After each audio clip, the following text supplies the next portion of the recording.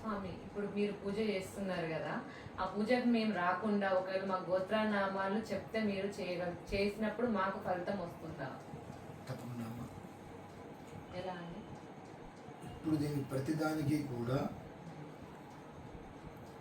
ఆకాశాత్ పతితం తోయం యథా గచ్చతి సాగరం సర్వదేవ నమస్కార కేశవం ప్రతిగచ్చది అని మనం కొన్ని విధానాలు తీసుకుంటే, నార్మల్గా ఎప్పుడు ఆకాశం ఉంటుంది, మనకు వర్షం ఎక్కడి నుంచి పడుతుంది, పైనుంచి పడుతుంది. ప్రతిసారి పడుతుందా? పడదు. హైదరాబాద్లో 10 చోట్ల పడితే 10 చోట్ల వర్షం పడదు. అది ఎలా అయితే ఉంటుందో అలానే ఎప్పుడూ కూడా మంత్రం అనేటువంటి దానికి పవర్ ఎప్పుడు ఉంటుందండి. పవర్ అనేటువంటిది మంత్రాన్ని అనుసరించి ఉంటుంది. అంతేకాని మనం అక్కడ ఏదో మంట పెట్టామంటే ఫలితం రాదు. కొన్ని మంత్రాలు ఉంటాయి.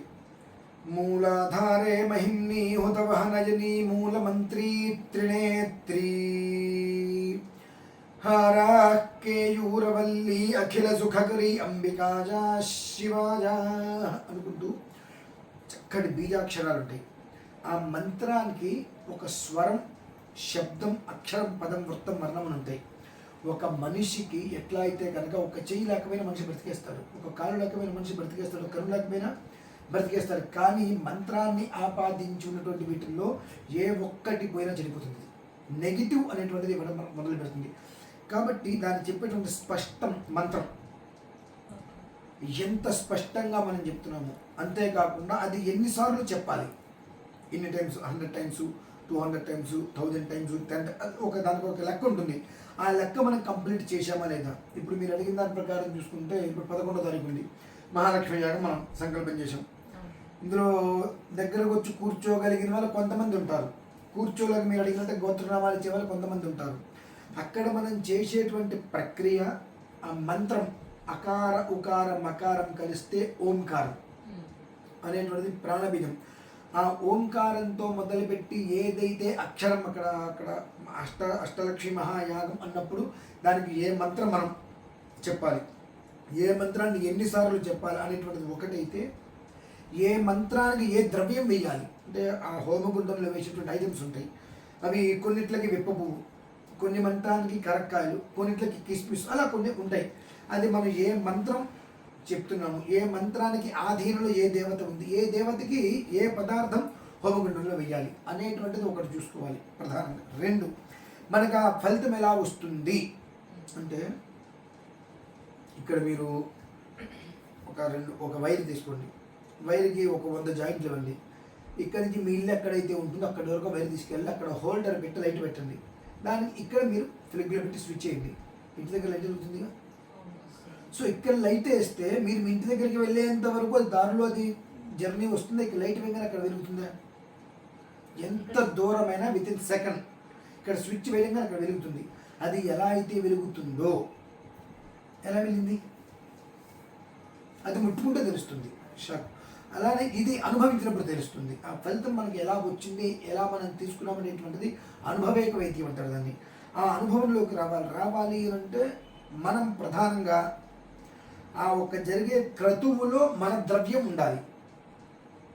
అది ఎందుకు చేస్తున్నాము, ఎన్నో రకాలుగా ధనం అనేటువంటి దానికోసం అనేక రకాల తాపత్రయాలు పడి ధనం అనేటువంటి అందక ఎంతోమంది కుటుంబీకులు నానా రకాలుగా అవస్థలు పడుతున్నారు. కాబట్టి ఆ అవస్థల నుంచి బయటికి రావాలి అనేటువంటి విషయంలో చాలా విశేషమైనది కనుక అష్టమి అనేటువంటిది యుక్తాన్ని దృష్టిలో ఉంచుకొని, ఆ రోజు బుధవారం జ్యేష్ఠ నక్షత్రంగా దృష్టిలో ఉంచుకొని, ఆ రోజు నుంచి 8వ రోజుకి మనకు యుగాది వస్తుంది. కాబట్టి ఒక్కొక్క రోజు ఒక్కొక్క విధానంలో 64 రకాల కర్మలు ఉంటాయి. అవి తొలగిపోయి 64 రకాల యోగాలు ఉంటాయి, పుణ్యఫలాలు.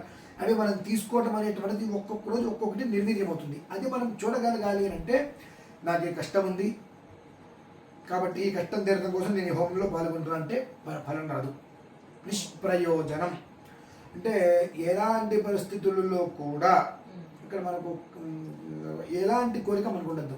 ఇక్కడ హోమం చేస్తున్నారు, ఆ హోమంలో నా ద్రవ్యం వినియోగించాలి. అది ఏదో ఒక రకంగా నాకు సంబంధించిన డబ్బుతోటి ఆ ద్రవ్యం అందరూ వినియోగింపబడాలి. ఆ వినియోగించినప్పుడు దేవానాం ఆహారం. భగవంతుడికి మనము ఈ యజ్ఞంలో వేసేటువంటి ద్రవ్యాలతో భగవంతుడికి ఆహారం అందిస్తూ ఉంటాం. కనుక ఈ ద్రవ్యాలు వేసినప్పుడు ఈ ద్రవ్యాలు ఎవరి డబ్బుతో వచ్చినాయి? మీరు మీరు మీరు మీరు ఇలా అందరూ ఇచ్చినటువంటి డబ్బుతో ఆ ద్రవ్యాన్ని తీసుకొచ్చా. ఆ ద్రవ్యం అందులో వేస్తున్నాం కాబట్టి ఆ ఫలితం ఖచ్చితంగా అందరికీ కూడా, ఎవరైతే నాకు ఈ కోరిక ఉంది అనేటువంటిది లేకుండా నా ద్రవ్యం అందులో పడాలి అని ఆలోచిస్తారో వారికి 80% వెళ్తుందండి. కోరిక ఉన్నప్పుడు మీరు 100 సార్లు హోమం చేసినా ఒక ఆవగింజంత ఫలితం కూడా మనకు రాదు. అదే మనం తెలుసుకోవాలి. ఒక పూజ చేస్తున్నాము అంటే నాకు ఇది కావాలి, నాకు ఉత్తరం పేరు చెప్పేసుకుని నాకు ఇది కావాలి ఇది కావాలి రకరకాలుగా కోరేసుకుంటాం. పరమేశ్వరం ఉద్దేశ్య పరమేశ్వర ప్రీతి అర్థం, నాయన తండ్రి నాకు ఏదైతే సంప్రాప్తం అవ్వాలని ఉంటుందో అదే సంప్రాప్తం చేయి అన్నట్టుగా మాత్రమే నువ్వు ఇవ్వాలి. అంటే ఈ జన్మకి నాకు ఇది నువ్వు సంప్రాప్తం చేసావు కాబట్టి నేను ఇంకా వేడుకుంటున్నా. ఇదేటువంటి యోగం నాకు ఇంకా నేను వేడుకునేటువంటి మనసు నాకు కావాలి అంతే. అంటే నాకు అది కావాలి ఇది కావాలి కదా. అంటే చాలా మంది అట్లే మొక్కుని ఇట్లా నాకు ఇది కావాలి అనేది మొక్కుకోవడానికి వస్తుంది, ఉపయోగం లేదు.